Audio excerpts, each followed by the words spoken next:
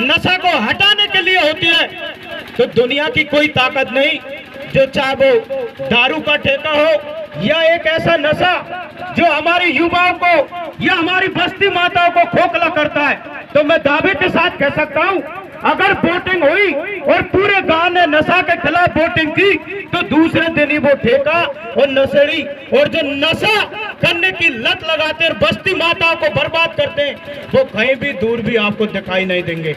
आप सहमत हो तो हाथ खड़ा करके बताएं इसके लिए। ये मेरा सुझाव है एक धरती पुत्र का कि भाई ये सुझाव।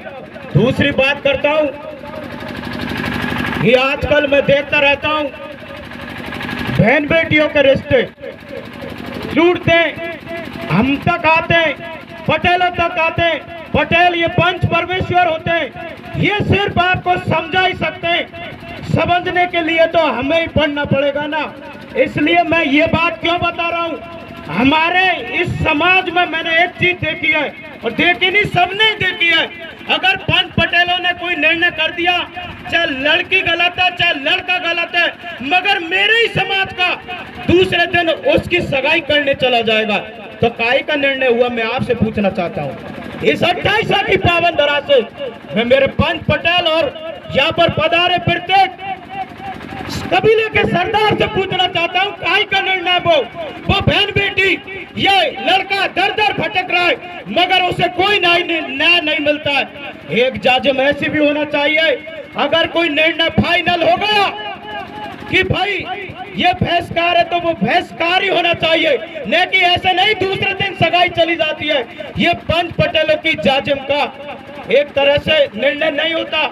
इसलिए मैं आपसे हाथ जोड़कर निवेदन करना चाहता हूँ, इस 28 साल की पावन धरा पर मैं एक बात और कहना चाहता हूँ। आज से बहुत दिन पहले मेरे इस कबीले की जाजिम पर हमारे गांवों में पंच पटेल किसी को भी थाने कोर्ट तक नहीं जाने देते थे, गांव के मेंढे तक ही समझाइश हो जाती थी।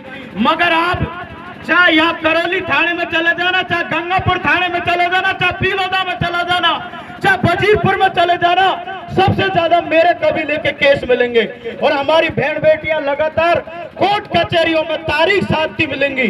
कभी सोचा ही नहीं हमारे पटेलों ने, वो भी हमारे पैतृक थे जिनकी एक समझाइश पर वहीं पर राजीनामा हो जाता था। आजकल तो आपसी ईर्षा इतनी बढ़ चुकी है समाज में, उल्टे केस करवाने के लिए ले जाते हैं, मेले चलो तो केस करवाने के लिए। मानते कि नहीं मानते इस बात को? इसलिए मैं ज्यादा क्या कह सकता हूँ, हम तो आपके बेटे हैं, युवा हैं, आपके कंधे से कंधे मिलाकर हर निर्णय में आपके साथ है, हर नियम में आपके साथ है। मगर मैं लास्ट में एक बात और कहना चाहता हूँ, अगर पंच पटेलों ने निर्णय ले लिया ना कि मुझे गोद भराई में नहीं जाना, मुझे लगन टीका में नहीं जाना, या इन 14 बिंदुओं का पालन करवाना है, तो दुनिया की कोई ताकत नहीं कि उस नियम को तोड़ दे। गलत तो नहीं बोल रहा हूँ पटेलों? इसलिए आपको स्वयं को पंच पटेलों को स्वयं को दृढ़ निश्चय करना होगा, चाहे कोई भी हो। मैं अधिकतर देखता हूँ गरीबों पर ज्यादा चलते हैं नियम, गरीबों पर, जबकि ये नियम गरीब हो चाहे अमीर हो सब पर बराबर होते हैं। अगर पंच पटेल सभी को एक समान दृष्टि से देखेंगे तो दुनिया की कोई ताकत नहीं नियम को तोड़ दे। जय जवान जय किसान।